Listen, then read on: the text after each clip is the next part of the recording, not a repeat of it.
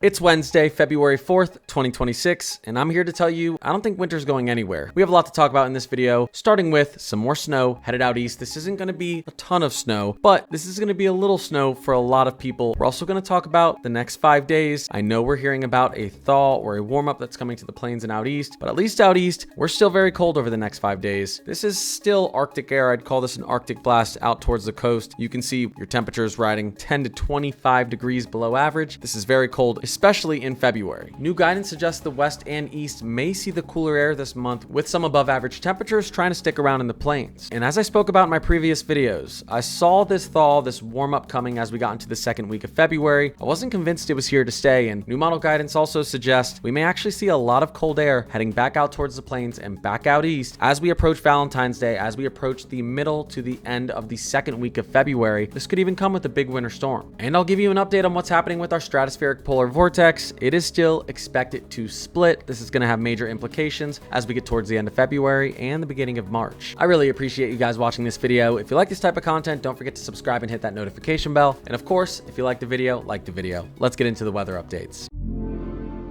Let's start off by taking a look at our 7 to 10 day forecast. As we move into Thursday and into Friday, cold air continues to head out east. We're warm, we're above average, we're dry out west, but here we go. Another clipper system is going to try to dive down through the Great Lakes region and out towards the coast. A little snow for everyone out here, okay? So we're talking the mid-Atlantic, portions of inner New England, the Great Lakes region. Maybe if you're lucky and you get some good snow bands, you could see 3-4+ inches, but for most people, I think it's going to be a dusting to 2 inches. Now we're getting into Saturday and Sunday this weekend. Cold air continues to push out east, but you start to see this ridge beginning to build over the plains and push out east. And on the opposite side of this ridge is some moisture pushing in from the Pacific. So we get into early next week, Monday and Tuesday, and here we go. We start to get a thaw out east. Now I'm going to tell you this ridge looked much more prominent and much more amplified over the last few days. It's definitely collapsed a little bit. So this big scorcher to the east, this major thaw, isn't looking as warm as it did before. It is definitely going to be warmer than you've been experiencing out east. It's definitely going to be a little bit of a thaw, but it's not going to be as hot as some may have expected. Now, as this ridge pushes out east, we may start to get some moisture forming along this baroclinic boundary out to the west. So a snowstorm through the Rockies is definitely possible as we get into early next week. We'll say Tuesday and then maybe into Wednesday morning, maybe even some more clipper action up here through portions of the Great Lakes region and New England. Now, as we get towards Thursday and Friday, again, we still have this ridge sitting over the plains and out east, and we're going to try to get a snowstorm pushing up potentially into the northern plains and upper Midwest. Again, you're going to have that southwesterly flow, some warm air pushing up from the south, and you have that very cold air to the north, and a lot of that energy moving in off the Pacific. So watch as we get towards the end of next week. Again, the Rockies, northern plains, upper Midwest, the Pacific Northwest looks to get back in on the action as well. I'm not convinced we're going to get low elevation snow with this. Definitely mountain snow and a lot of cold rain for the low elevations. Now pushing into next weekend, this is right around Valentine's Day. This would be next Thursday. We could see a nice snowstorm moving up into New England. Now I do also think that this system could be a little bit farther to the south. Again, now we're talking about over 200 hours out. We're not quite sure where this precipitation is going to be. We need a little bit more time for that, but let's watch that as we get into and around next Thursday, Friday, and then Valentine's Day. This is where things get really interesting on the Euro. Getting into Valentine's Day evening, we have a nice amplified trough beginning to push back down into the south. You know what happens when we get an amplified trough digging towards the Gulf. If you've watched my channel, I talk about it all the time. Freezing air reaching down to the Gulf, pulling up that moisture. Do we have a potential snowstorm for the East Coast or for the South? I don't know yet. It's over 250 hours out, but there's some agreement starting to come together on this type of troughing pattern, so I like the possibility of it right now. Here we go. That trough dives down to the south. You see a storm system trying to get itself together in the Ohio Valley, and on this latest run of the Euro, we don't see a big storm up the coast, but what we do see is freezing air, a low pressure. You know, we don't believe where the precipitation is out here at 280 hours out. We just look at the pattern, and this is a pattern for a potential another southern snowstorm or a nor'easter. Is it going to happen? Again, we have to get closer, but looking at ensembles, looking at the latest model guidance, it does suggest this. And honestly, if you look at my February outlook, I did suspect this would happen, so I kind of want it to happen. Hey, I want to be right. Like I said, that ridge not being as prominent, cold air returning back to the east as we get into the third week, and more snow returning back to the east as we get into the third and fourth week. This is kind of what I've expected. Model guidance again, is starting to see that happening. I'm going to watch this very closely. Again, though, we are confident in some more clipper systems over the next few days out east, then some snow into the Rockies, potentially upper Midwest, northern plains. That right there, confidence is pretty high. It's more short term. This is out there towards the end of the run, but let's watch this around Valentine's Day. I think things get really interesting. I think it could be the setup for something big. Really quick, taking a look at our 5-day snowfall. Again, you can see where we have the potential here. Portions of Wisconsin, Michigan, central to northern Indiana, Ohio, West Virginia, and then up here in New England and the mid-Atlantic. Appalachia, the mountains between Tennessee and North Carolina. Maybe you get a little bit of snow as well, northern North Carolina. As I said, not seeing major totals for anyone. High elevation West Virginia. Out here in western upstate New York, maybe you do see some decent totals, and then western Michigan. The rest of us, it's going to be a little bit, but I do think with the minor thaw we have coming through after this snow falls, that snow is not going to stick around too long, except for potentially this snow up here, because if you get 5 to 10 inches up here, and again, our ridge isn't as strong as it's expected to be, you might actually keep some of that new snow on the ground up here to the north. Here's our 5-day temperature anomalies from the latest Euro, and the mid-Atlantic looks to be the target. Just be aware, the thaw's not here yet. The cold air's here to stay for a little bit longer until we get into next week, when a little bit of relief should finally show up. Models have gone back and forth on what February will look like, but I would say I like this look from the latest European weeklies. This is the 30-day temperature anomalies, where we do end up with a third winter month in a row below average out east. I think it's going to happen. I'm not so sure that we have a below average west. I wouldn't be surprised if maybe we got back to our average temperatures in February. And I do agree. I think it's going to be warm throughout the plains, especially in my opinion, actually in the southern plains. This is subject to change. It's an outlook. This isn't a forecast, but this is also what I talked about in my February outlook, and not a ton has changed yet. Models continue to confirm our stratospheric polar vortex looks like it is going to split into two. This is obviously, like I said earlier, going to have some serious implications as we get towards the end of February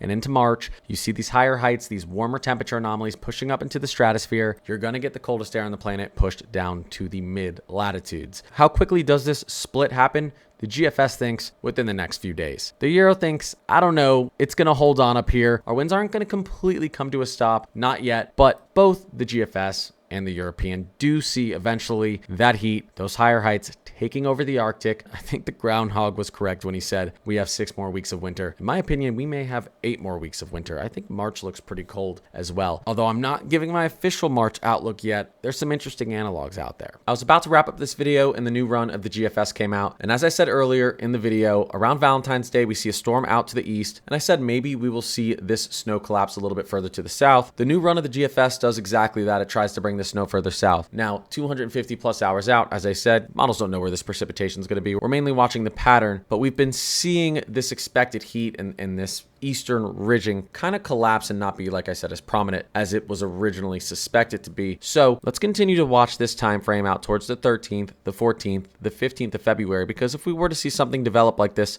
would be a major snowstorm for portions potentially of the plains, Ohio Valley, moving out towards the mid-Atlantic and New England. And I do think there may be more opportunities behind this as well. So we really need more time to assess how this is going to develop. Just wanted to show you that because it actually did tick south with this latest model run. As I said earlier, I really appreciate you guys watching this video. If you like this type of content, don't forget to subscribe and hit that notification bell. I try and upload videos like this every day and live stream every day as well to answer all of your weather related questions. And if you want to join an awesome weather Discord where you can see all of these maps and get all of this information whenever you want, the link to my Discord is right down in the description of all of my YouTube videos. So you can go right down there and you can access my Discord. It's completely free. Lots of weather enthusiasts in there, and it is updated daily with all of this information. Again, I appreciate you watching, and I'll see you in the next video or the next live stream.